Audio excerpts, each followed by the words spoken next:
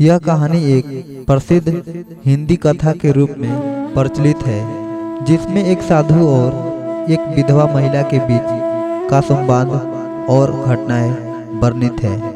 यह कहानी मानवीय भावनाओं, नैतिकता और समाज के दृष्टिकोण पर प्रकाश डालती है। साधु के एक महिला के साथ संबंध बनाने की घटना एक गहरे जीवन सिखाने वाले अनुभव के रूप में सामने आती है और इसने समाज के प्रचलित मान्यताओं और सिद्धांतों को चुनौती दी है।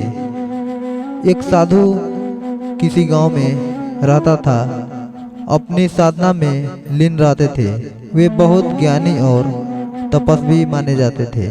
उनकी प्रसिद्धि दूर दूर तक फैली हुई थी और लोग उनसे आशीर्वाद लेने के लिए आते रहते थे।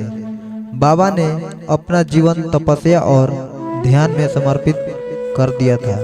वहीं एक विधवा महिला थी जिसका नाम सुमित्रा था। सुमित्रा के पति का निधन हो चुका था और वो अपने अकेलेपन में दुखी और अवसादित रहती थी। उसने अपने जीवन के शेष समय को भगवान की भक्ति में समर्पित करने का निश्चय किया था।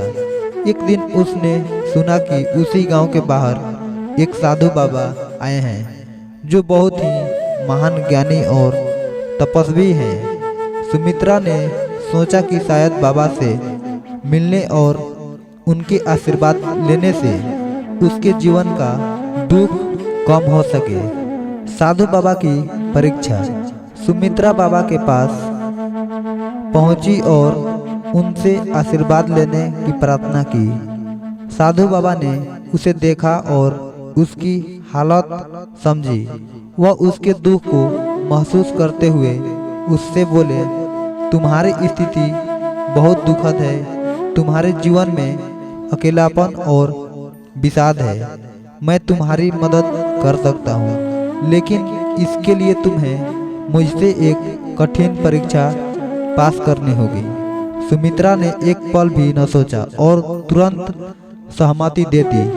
साधु बाबा ने कहा, तुम्हें मुझे अपनी भक्ति और समर्पण का प्रमाण देना होगा और यह तुम्हारे द्वारा निभाई जाने वाली एक विशेष परीक्षा होगी। सुमित्रा तैयार हो गई और बाबा ने उसे एक जटिल शर्त दी। वह शर्त थी कि सुमित्रा को अपने शरीर और मन को पूरी तरह से भगवान को समर्पित करना होगा और इस दौरान किसी भी सांसारिक आकर्षण से बचना होगा। साधु बाबा ने सुमित्रा को अपनी परीक्षा में शामिल होने के लिए मानसिक रूप से तैयार किया, लेकिन धीरे धीरे साधु बाबा का मन भी भटकने लगा। उसका ध्यान अब केवल सुमित्रा की ओर आकर्षित हो रहा था।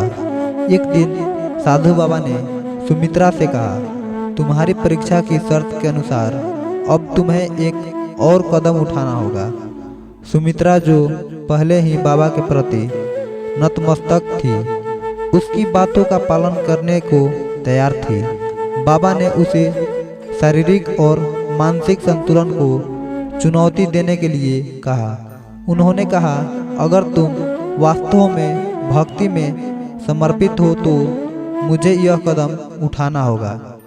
यहाँ बाबा ने उस महिला के साथ शारीरिक संबंध बनाने की स्थिति उत्पन्न की। महिला, जो पहले एक निर्दोष भक्त थी, अब बाबा के कथित आदेश को पालन करने के लिए तैयार थी, यह सोचकर कि यह कदम उसकी भक्ति की परख है।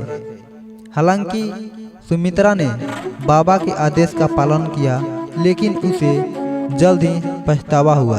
यह कृत्य उसके आत्म सम्मान और भक्ति के खिलाफ था।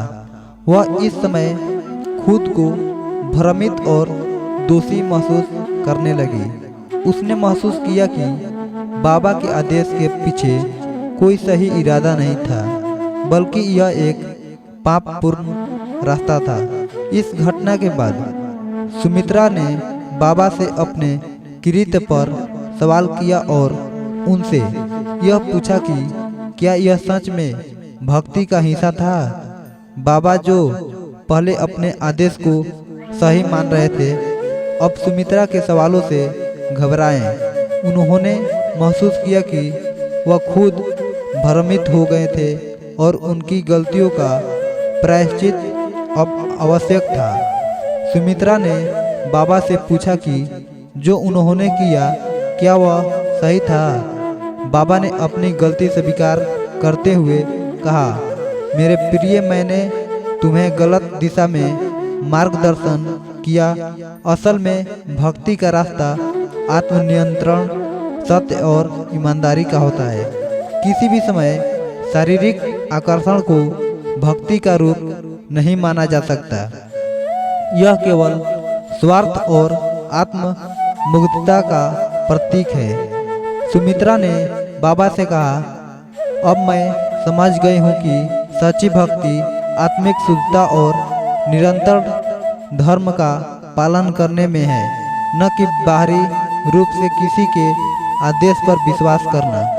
मैं अपनी गलतियों को स्वीकार करती हूँ और अब मैं अपनी आत्मा को शुद्ध करना चाहती हूँ। यह कहानी हमें यह सिखाती है कि हमारे जीवन में सच्ची भक्ति और धर्म का पालन हमारे आंतरिक सत्य पर निर्भर करता है, न कि बाहरी आदेशों पर। समाज, साधु या गुरु का पालन करते समय हमें अपनी अंतरात्मा और विवेक का पालन करना चाहिए ताकि हम सही रास्ते पर चल सकें। तो दोस्तों, अगर कहानी पसंद आई होगी तो आप लोग ज़रूर वीडियो को शेयर करिएगा और चैनल को ज़्यादा से ज़्यादा अपने दोस्तों के पास शेयर करिए और चैनल को ज़रूर सब्सक्राइब कर लीजिएगा। तो चलिए दोस्तों, मैं नेक्स्ट वीडियो मिलता हूँ।